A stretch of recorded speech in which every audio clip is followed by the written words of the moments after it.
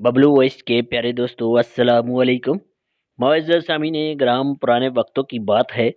एक शख्स बेरी के दरख्त के छांव में लेटा हुआ आराम कर रहा था। पके हुए बेर उसके इर्द गिर्द गिर रहे थे। दोपहर के बाद वहां से एक मुसाफिर का गुजर हुआ, जिसके साथ अनाज और लकड़ियों से लदे हुए ऊंट थे।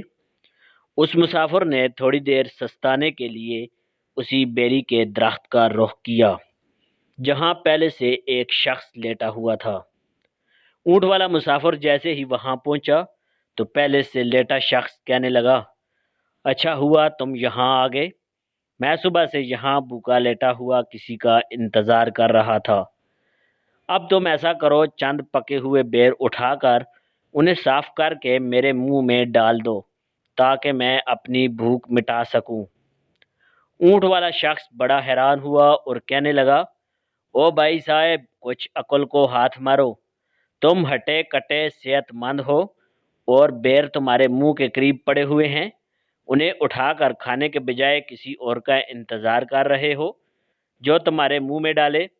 ये बात सुनकर पहले से लेटा हुआ शख्स कहने लगा, वाह, मेरे वालिद ने सच ही कहा था।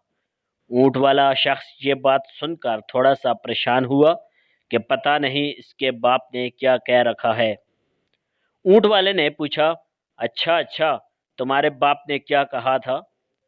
पहले वाला शख्स कहने लगा, मेरे बाप ने कहा था जिस शख्स के पास ऊंट हो उससे बचकर रहना।